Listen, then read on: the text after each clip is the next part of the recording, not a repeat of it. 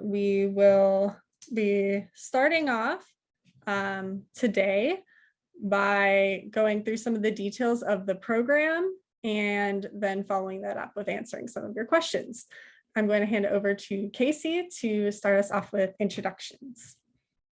Greetings, everyone. It's a pleasure to be here with you all today, and thank you all for coming and for your interest in the Urban Agriculture Resilience Program, which is a joint program between the American Public Gardens Association and the United States Botanic Garden. And it's now in its third year, and it is, for those of you who are just finding out about it, super glad you guys are here. And for those of you who know about it, I think you know that it's just a shining example of a partnership and what can be done. And so not to tie up any other time before I hand it over to Bailey and Emily, who will guide you through, but just to say, if you can imagine a program that delivers not only thousands of pounds of food a year to underserved and underrepresented communities nationwide, but also adds to the learning experience and the development of new and existing partnerships that can forge deeper relationships, and we can learn more about urban agriculture. That's what this program is really about at its core. So it's not just to provide that, it's teaching to fish, and we're all learning how to fish for new things together. And just again, super excited to partner on this with the U.S. Botanic Garden. And without any further ado, handing it over to Bailey and Emily to tell you more. Thanks. Thanks, Casey. Welcome, everyone. So we're going to start out with just a bit of background on the Urban Agriculture Resilience Program, just to give some context for where we are today. So as Casey mentioned, we began the program 2 years ago, around May of 2020. You might remember at that time in the public gardens world, there were gardens who were operating on reduced staffing or maybe were closed, having to scale back or pause programming, including their food and agriculture programs. And then, you know, in the broader world, there were new conversations happening about food access as the pandemic was really exacerbating some food insecurity challenges in communities. And meanwhile, a lot of people were taking interest in growing their own food with a reemergence of conversations about things like victory gardens and home and community food production. So we got together, the U.S. Botanic Garden and the association. We had already been engaged in some work together on urban agriculture within the public gardens community and had been kind of talking about what our next steps were going to be. So we came up with this idea to have an awards program where gardens would receive awards that enabled them to continue their urban agriculture or food growing programs at that time of high need and interest in their communities. And so in that first year, we had 28 gardens who were awardees across the US. And we can share a list of who those gardens were in a moment. And after a successful first year of the program, you know, we had awardees doing all this great work. We saw the pandemic sort of evolving and gardens adapting to their new normal. Well, we still saw a lot of potential value in the program. We moved sort of a little away from that emergency relief sort of framing of it to more of a capacity building framing, which is where we are now. With that, we added this explicit education component in 2021. And an explicit partnership component. We saw so many strong partnerships in the first year. We really wanted to elevate that as something that was really important in the work that we do. So we updated the application so that applicants now would partner. They would be partnerships between public gardens and at least one other collaborator. And in that second year, we had 21 awardees from across the US. And again, an amazing range of partnership projects.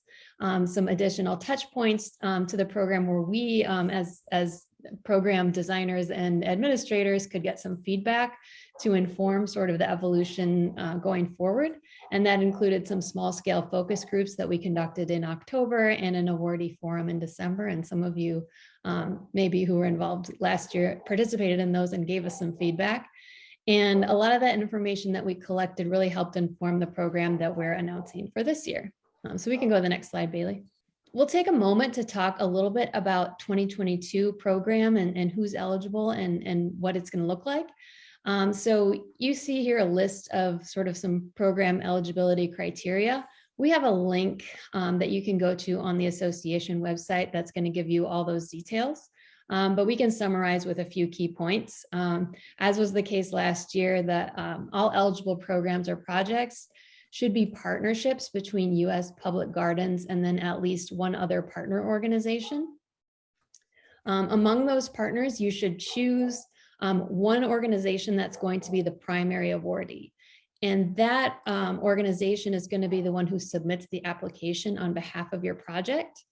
That primary awardee should either be a U.S. public garden or a recognized tax-exempt nonprofit organization.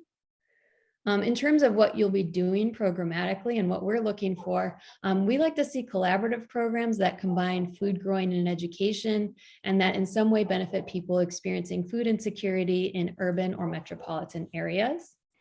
And here's something that's a new detail as we're sort of getting a larger pool of past awardees. If you are submitting a project that has been previously awarded, we do ask that you should be able to articulate how you're incorporating a significant new component into the work that you're doing. If you're not incorporating a significant new component this time around, we're thrilled that you got it to a sustainable place through your work in previous award years, and please keep doing it. But what we do want to ensure is that we're awarding a good range of project types over the years, which means we're making a decision not to consider funding the exact same project year after year. And then if you've not been awarded in the past, or you've applied but not been awarded, then this detail isn't necessarily applicable to you. So please submit your application and ask us questions sort of as they come up, or if you're new to the process. So one question that we do get when we say that one partner in the project needs to be a public garden is the question of what is a public garden? And so with that, we go to the American Public Gardens Association definition, and you can see it here. It's an institution that maintains collections of plants for the purposes of public education and enjoyment, in addition to research, conservation, and higher learning. Has to be open to the public. The garden's resources and accommodations should be made available to all visitors. They're staffed by professionals trained in their given areas of expertise, and they maintain active plant record systems. So if you need to reference that again, we can include it in the chat, and we can also make it available on the Q&A page following this session. And then if you heard that definition and you thought it doesn't actually necessarily describe your organization, doesn't mean you're not eligible to participate. It means think about whether there's someone you can partnership who does sort of meet that definition of how we're describing a public garden. All right, and then once you have your collaborator or collaborators lined up, and one of them is a public garden. These are some of the things that the Urban Ag Resilience Program priorities are, and that you should be able to speak to when you apply. So we're looking for applicants to provide the following things: evidence they're creatively utilizing or leveraging the assets of both U.S. Public Garden and the partnering organization. So what are the two partners able to do together that they're not able to do on their own? What are the unique strengths that each partner is bringing to the work? Love to hear about that. We're looking for concerted efforts to combine food growing and education, and that can take many forms, but we do want to see an education component. The next one is that it facilitates public engagement in urban food growing. Again, can take a variety of forms. Maybe it's providing educational experiences and technical support to new gardeners, providing resources, providing growing space as part of that work. Can take a variety of forms. The next one is that we want to see direct benefit to audiences or participants experiencing food insecurity challenges. And the final one is the ability to use the award to increase capacity in urban agriculture within and beyond the public gardens community. So those are some of the high level details just to know about this year's program, what the priorities are, what are the basic sort of eligibility criteria. And with that, I'm going to turn things over to Bailey, and she's going to give a closer look at some of those application details. Thanks. Yeah, thanks, Emily. So next, we're going to dive into an overview of the application process. Applications are due by March 7th. That is at 8 p.m. Eastern Time or 5 p.m. Pacific Time, using our online application form. And awardees will be notified by March 25th. The award amounts range between $5,000 to $20,000, and funding is expected to be dispersed by early April. Final reports, including evaluations, photos, and expenses, which we will go through all of those on later slides, will be due February 1st of 2023. All right, so to start off with, this is our website, the American Public Gardens Association's website, and this is the Urban Agriculture Resilience Program webpage on our website. This is what you'll most likely see when you visit, and if you scroll down, you will see some more details, and I just want to take a closer look at a few of the things that we have linked here that are important for anybody that is applying. So I've highlighted a few important links. The first one here you'll see is the complete list of criteria. That one is very important, so you can see what we're looking for, not only in terms of eligibility, but also our priorities for this year that Emily has just gone over, are all there on the criteria document. And beneath that, we have a preview of the application questions available here on the webpage as well. So our application is an online form, and so that may be kind of tricky to be able to view all at once. And as you do have to fill it out as you're going through it. So we created a PDF version of this as we did last year as well. And that's available here. So you can see all of the questions in advance to kind of know what you need to be prepared with. And below that, in the key criteria for applicants, you'll see that we have a link to the What is a Public Garden webpage, as well as a link to the budget document, which is an Excel file that you'll need to fill out and submit with your application. At the bottom of this page, we will have the link to the Q&A page based on today's questions that we receive, as well as questions that we have received in the past. All right, so what do you need to complete the application? I will just kind of quickly go through what exactly is on the application and what to be prepared for. So you'll start the application. This is what the first page of it will look like. You will see that there are a couple of links here, a link to our criteria and also a preview of the application questions in case you're looking for that. It's right there before you get into the application. And the application starts off with wanting to know about your information, or the primary awardees information, whoever is applying for this award as the primary awardee. And then following that up with their partner organization's contact information. And after that, that section will, as you fill out more partner organizations, there will be room for, I believe, 3 partner organizations information to be submitted there. You will be able to write the amount of funding you are requesting for your project. And in the next section, you will answer a couple of questions. So these are the questions right here. Have you previously received an award for the Urban Agricultural Resilience Program? Is this a new or existing program? Is this a new or existing partnership? Just to give us some more details on where your project is at and if you've applied or received funding before.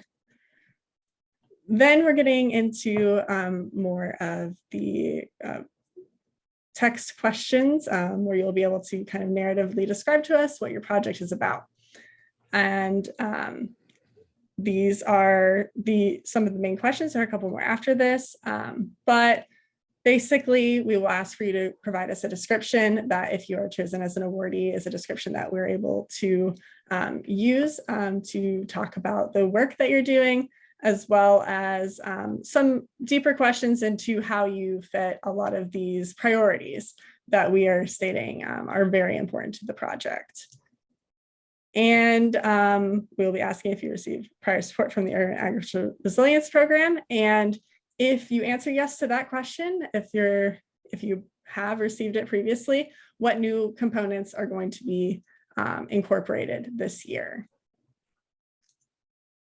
And at the end, you will need to upload a couple of documents. You'll need to upload a budget form document, which I will go through on the next slide, and also some kind of evidence of the partnership that you're describing to us.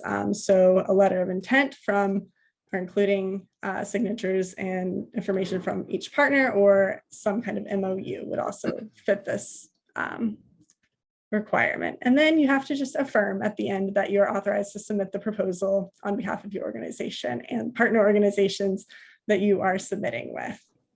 And at the end of that, your application will be submitted. So with the budget document, this is what the Excel file looks like. And you are able to put in what you're planning to spend in each of these different categories that we have listed. And we would like brief descriptions of these things as well, which you can see over here on the right-hand side. So for example, if some of this funding is going towards personnel from you as the primary award recipient, you can put in how much you plan to budget for that. And if there is some for your partner organizations, you put that in the next column, and then you can describe that next to it. And at the bottom, there's a little reminder of kind of how this fits into the application process of downloading this budget. Make sure you review the criteria again and edit this document to include your budget and include it in your application. All right, and I will now hand things over to Emily to talk a little bit more about reporting. Thanks, Bailey. So we have a few ways that we are collecting information from awardees sort of during and after their participation in the program. Last year, we started doing a mid-award check-in, and these are online meetings where we talk with awardees in small groups and learn about how things are going for you and what feedback you have on the program at that time.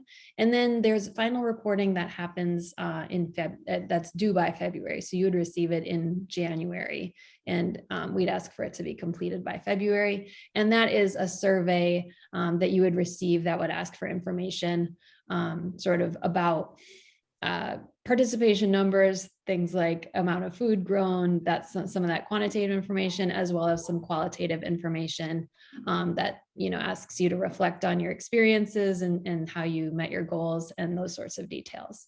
And so that's all provided for you, and we would give you some more details upon announcing who was awarded, sort of what you should be collecting and attending to throughout your award year, so you're prepared to give us that information by the end.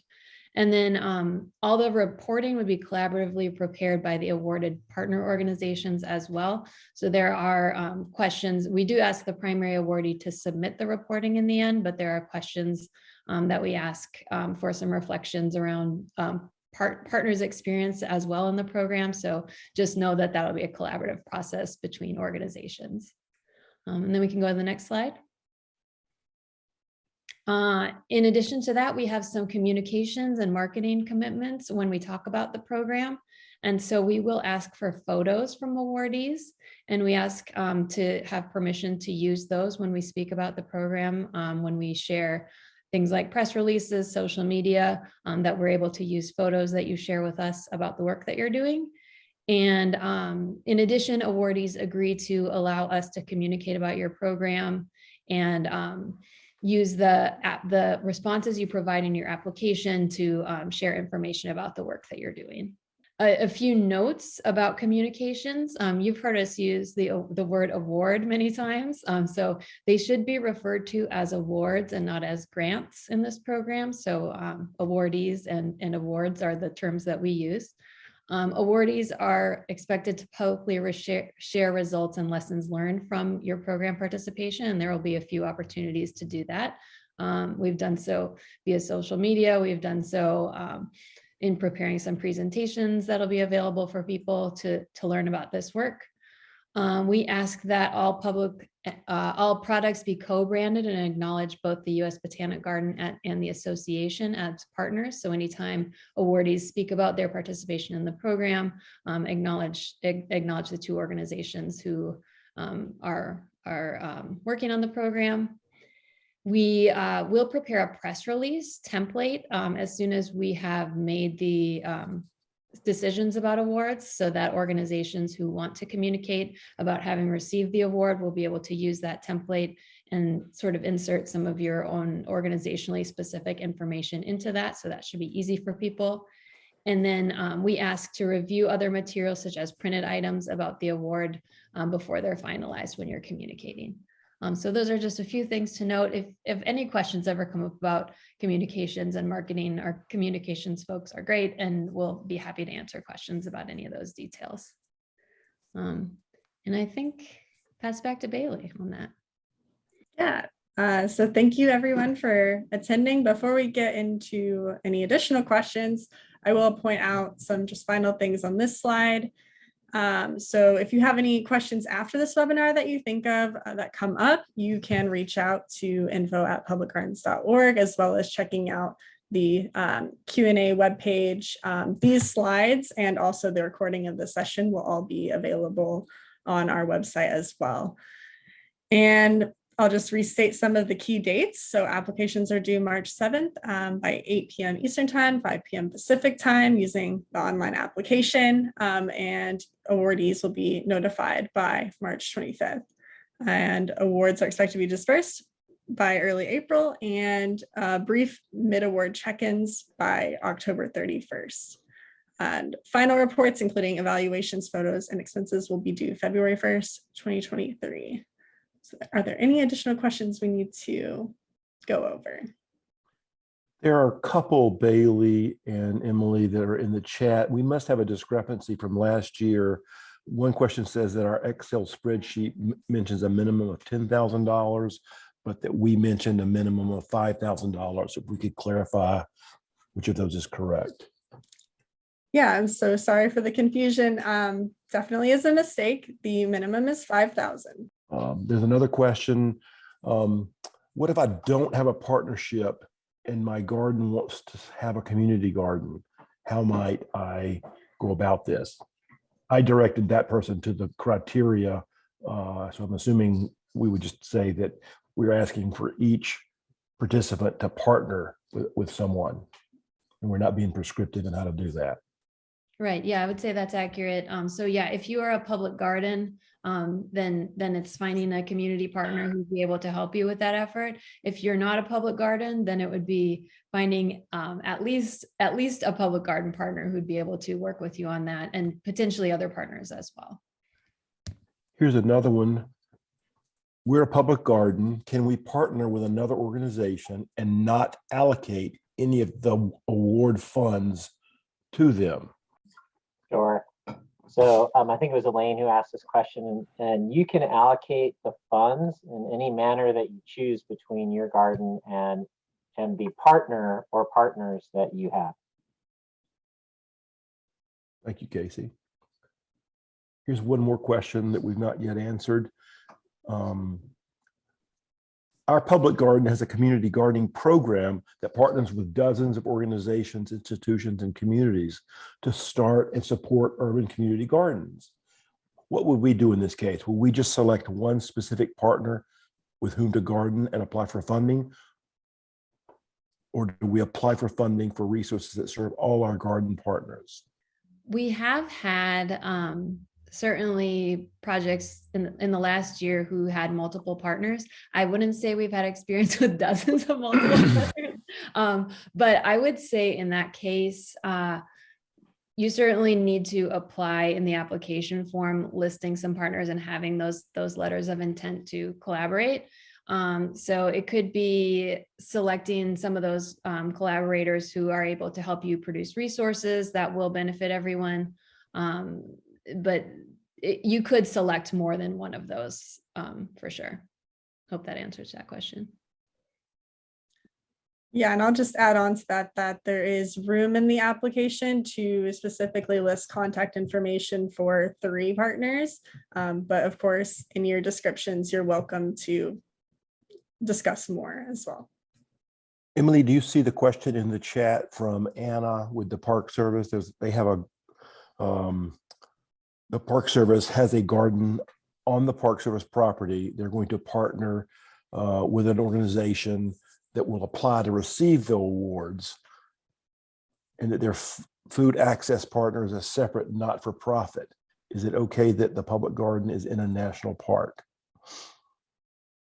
And I think the answer to that is, as long as they meet our definition of a public garden, it's fine that the garden is on the federal property. Yeah, agree.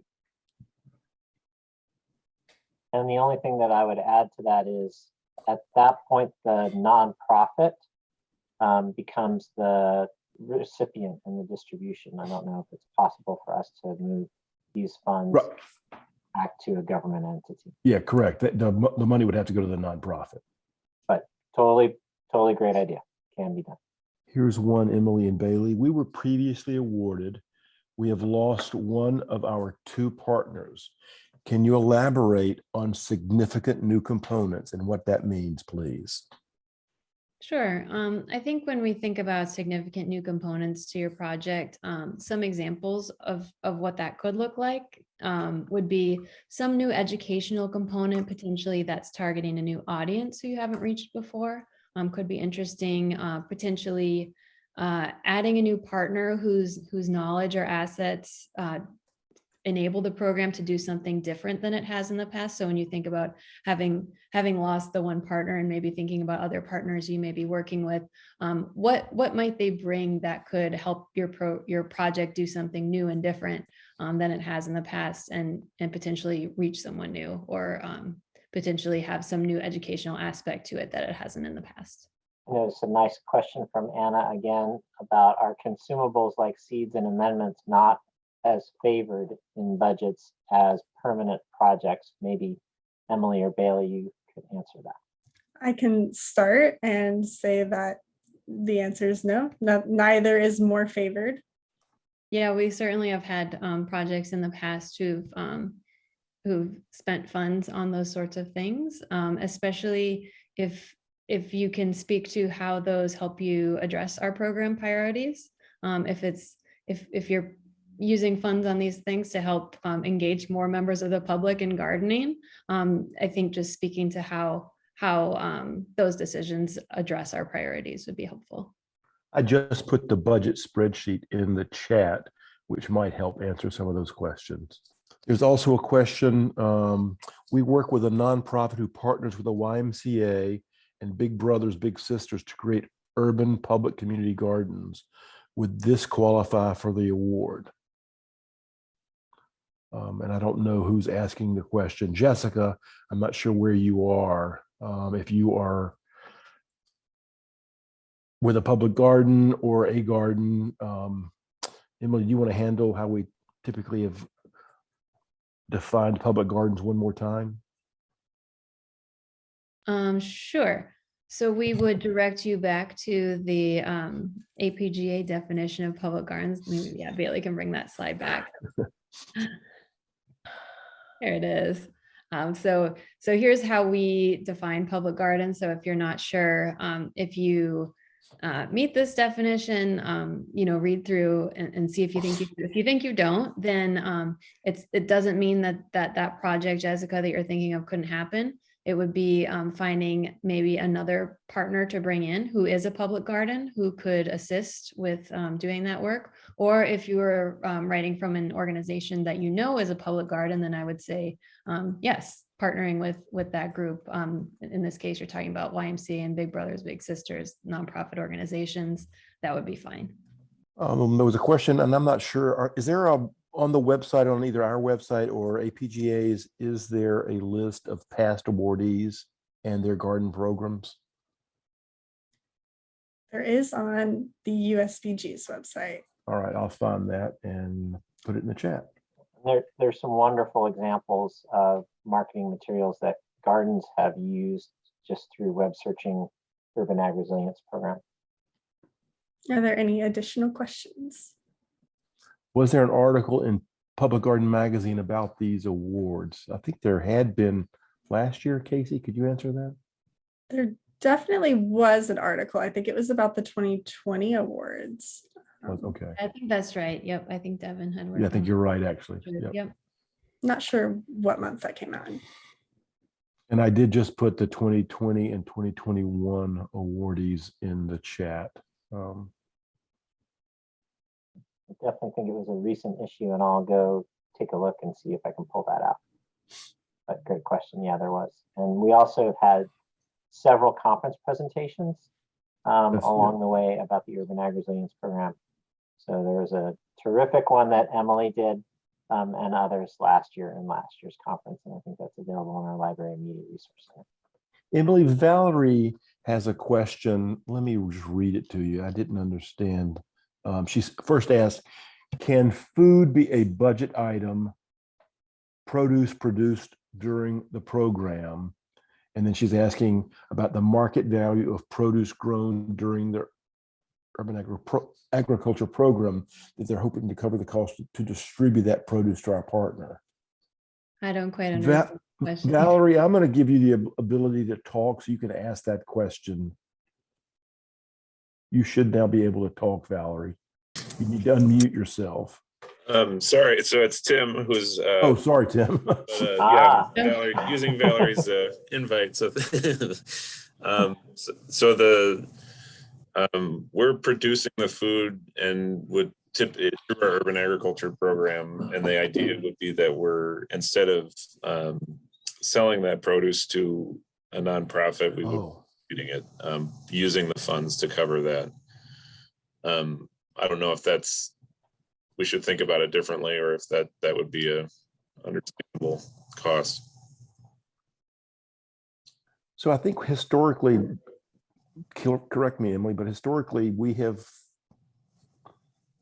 there have been applicants that have used funds for seeds, produce, salaries, have grown food and then donated it. Is that correct? And is that what Tim is asking? That's correct, but I don't think that's what Tim is asking. I think he's asking to like cover the cost that would have been gained by selling the produce. Is that what you're saying, Tim? Correct. And then we also have another garden that we could potentially buy produce from, Right. as well. So I'm going to take a stab at this one, and my colleagues can kind of help me out here. If the produce is produce that's produced by one of the partners and historically has been sold to the other partner, and in this case you're saying we want to subsidize that cost, that we're certainly interested in the market value of the produce. That's part of the follow-up questions that we ask you, and so that's okay. And I think you can document that. If it's purely that you're buying produce from another entity and then looking to capture that budget cost and turning it over, then you're really moving away from the agriculture part of it, which is growing and distributing. Thank you. That helps. Yep. That's a really good question. Question from Elizabeth asking about if a fence would be acceptable for this award. I think for things like infrastructure, if you can communicate how that infrastructure would support the priorities. So, and you have here, you said you want to hold field trips and you're not able to without the fence. And so you can speak about how that enables the food growing education to be happening where it couldn't before. Then I think it's fine. Yes. To your question here about partial awards. The question is, if you like most of what we put in the budget, but not all, will you consider partial awards? We have not done that in the past. So I would say probably no. I think it's accepting the budget as you present it. I don't know if Casey or Bailey want to add to that. Well, Yeah, I agree. And it's typically not the budget we're approving. It's the partnership and the outcomes of the work you're doing. The budget really just sort of is the backup of how you're spending the funds. That's correct. It's you're documenting what you intended to use the award monies for, and then a valuable part of that learning opportunity is coming back at the end and saying, okay, how did the funds actually get distributed? But it is an amount that is transferred across. So a partial award isn't under consideration.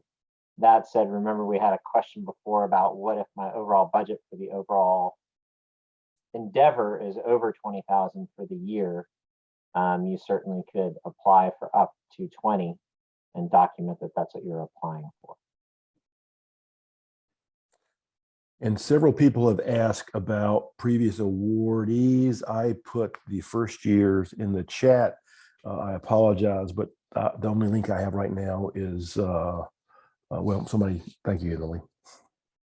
Emily, thank you for posting that link to the Public Garden Magazine article. We have another question from Anna about transportation.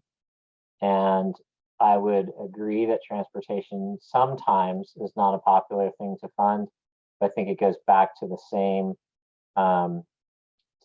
thing as the question about the fence or other infrastructure.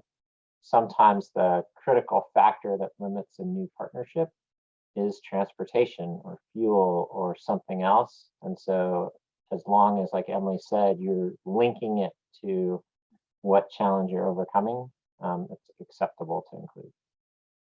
Great. Any last questions? Bailey, I've copied all the questions we've gotten and we can answer those and put those on the Q&A page and then send it when we send this back out. We'll have, there's one last question asking how competitive the award is. And I think Casey put in the chat earlier that last year we had 57 applicants. Mm-hmm. And we've mentioned previously, I think 21 were awarded. So in a word, very competitive. Julie had a question about under the definition of a public garden, would a preserve be eligible? Yes, we have members that are and have natural areas and natural preserves and grow native plants for display purposes and to connect people and plants. So yes. Yeah, just take a look at that definition and see if it seems to apply to you. Right. The question was, somebody said, but the nature preserve is in a rural area. And I'll just say that, this is an urban ag program. And so it really is focused on urban areas. And we have a question, will the webinar be available? Yes, this will be posted as well as written out answers to the questions that have been asked. So thank you. And I think Yes. Bailey will follow up with a link and an email with all of that as well. Thank you, Bailey. Yes, you will receive a follow-up email with that recording, and it will also be posted on the website for anybody to view next week. I think Julie had a last minute question about what happens if the partners are not in an urban area. So I'll answer this question, and again, colleagues can help me out. It depends on the nature of the partner and what the impact and outcome is. One of those partners should certainly be in an urban area. So if, for example, the grower of the produce is in a rural area, and this is about opening up a corridor for food distribution and food education into an urban area that would be under consideration. The reverse, food being grown in an urban area and distributed in a rural area might not be as Yeah, I think we would have to look at the application. I mean, this is, very, it's called the Urban Ag Resilience Program because it really does focus on urban agriculture. And that, also just to say, we are aware of food insecurity issues everywhere. And so we know it happens all the time when people go hungry. In this case, we wish we could fund all of that and do all of that. But we Yeah. to what the award criteria is. Yeah, very good point, Casey. I mean, we do understand the problems, facing people all over the country. U.S. Botanic Garden receives funding that's specific to urban ag, and it's one of the reasons this program is focused on urban agriculture. All right. Thank you for all of the great questions. That is all that we have planned for this Q&A webinar today. Keep an eye out for the email with the recording if you feel like you want to review any of the answers we've helped provide today, and the slides, as well as a Q&A webpage with all of these answers in a typed format will be also made available next week. So thank you all for joining us today. Thank you very much. Have a great weekend, everyone. Yes, thank you, everyone. Thank you for your great questions and for your time today. Right. Bye.